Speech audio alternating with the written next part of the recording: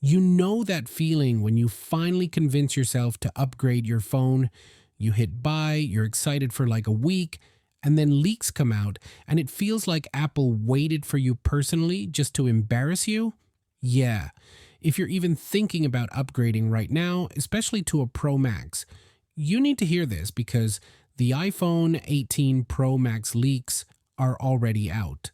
And this time, it's not just slightly better camera, slightly faster chip. Some of these changes fix things that have been quietly annoying people for years, and once you hear them, it's very hard to unhear them. This video isn't about hype, it's not about convincing you to buy anything, it's about saving you from that specific kind of regret where you look at your brand new phone 6 months later and think, I should have waited. If you upgrade every single year, honestly, this probably won't change your life. But if you're the kind of person who upgrades every 2, 3, even 4 years, this stuff actually matters in a very real, everyday way. And one of these leaks alone would have completely changed my last upgrade decision. So let's start with something that sounds small, almost cosmetic, but is way more interesting the longer you think about it. The back of the iPhone 18 Pro Max is rumored to be slightly translucent, not full teardown vibes, not flashing lights, nothing loud, just enough transparency that you can faintly see depth and structure underneath the glass. It's Apple doing transparency in the most Apple way possible, where half the people won't even notice it and the other half won't stop staring at it. It's subtle, but it changes how the phone feels, and more importantly, it changes how instantly recognizable it is. You know how you can spot a new iPhone across the room without even seeing the logo? This is that, but quieter, more confident, almost smug. Now, on the front, no, Apple is not killing the dynamic island yet. Everyone relax, under display Face ID isn't happening just yet, but the dynamic island is getting smaller, and that might sound boring until you realize Apple only ever does this when they're setting up something bigger later. They did the same thing with the notch. First, they made it smaller so everyone stopped complaining. Then eventually, they made it disappear. Shrinking the dynamic island isn't about functionality right now. It's about conditioning people so when it finally goes away, it feels natural instead of shocking. This is Apple playing the long game again. But here's where the leaks stop being cosmetic and start being genuinely important.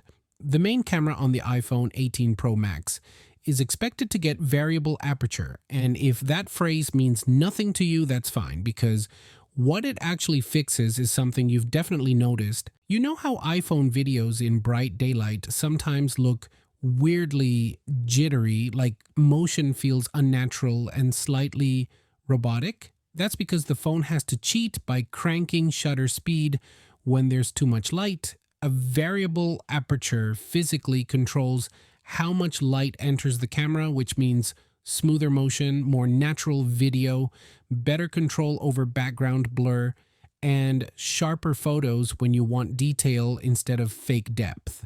This is one of those upgrades that doesn't scream at you in a spec sheet, but the moment you see the difference, you can't go back. Your videos stop looking like phone videos and start looking calm, controlled, intentional. And the crazy part is this upgrade isn't really for photographers, it's for regular people. People filming their kids, their trips, their food, their dog, doing something stupid in perfect sunlight. It's for creators who don't want their footage to scream shot on a smartphone.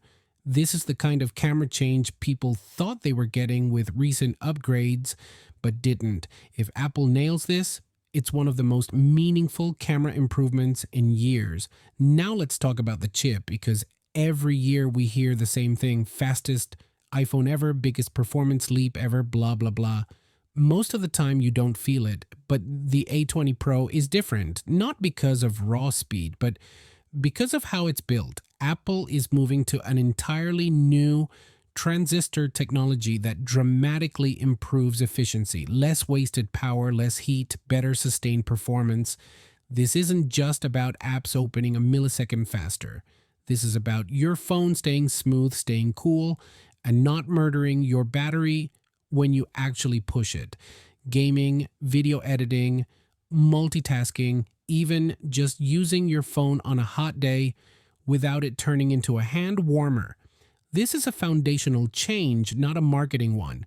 And because that chip is more powerful, Apple is also reworking the cooling system, bigger vapor chamber, redesigned internals, better heat management overall, which basically means your phone can finally use its power without immediately throttling itself. It's Apple quietly fixing something they never liked talking about.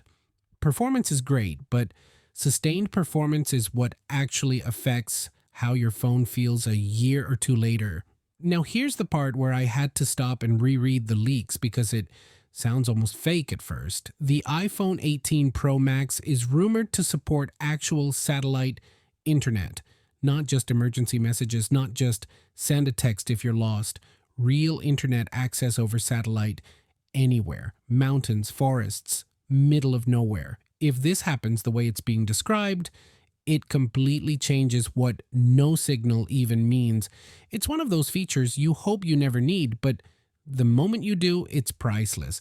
And once people experience it, going back will feel impossible. There's also a smaller but very satisfying change coming to the camera control button. Apple is apparently ditching the swipe-based capacitive gestures and keeping only pressure-based input. And if you've ever accidentally brushed that button and completely messed up your camera settings while trying to take a photo, you already know why this matters. It's Apple quietly admitting, without saying it out loud, that the original implementation was annoying. This is one of those quality of life fixes that makes the phone feel calmer to use, like it's working with you instead of against you. Another quiet upgrade that most people won't talk about at launch is the modem. Apple is moving further into using its own custom modem, which means faster switching between Wi-Fi and cellular, better efficiency, and fewer of those weird moments where your phone just hesitates before loading something. It's not flashy, you won't see it in a commercial, but you feel it every single day, especially if you travel or move between networks a lot. These are the upgrades that make a phone feel expensive long after the excitement wears off. And yes, the display is getting brighter. Peak brightness is expected to jump again, but more importantly, Apple may finally improve manual brightness, so using your phone outside doesn't feel like a guessing game. If you've ever squinted at your screen in sunlight, thinking, this phone costs how much, you understand why this matters. So here's the honest conclusion. No hype, no drama. If your current iPhone works fine and you're on the fence about upgrading right now, waiting for the iPhone 18 Pro Max actually makes sense. Not because it's flashy, not because it has one headline feature, but because it fixes the small irritating things that add up over time. The kind of fixes that make you keep your phone longer and enjoy it more. And if you've ever upgraded and immediately felt that sinking feeling like you jumped one generation too early, you already know exactly what I'm talking about. See you next one. Peace out.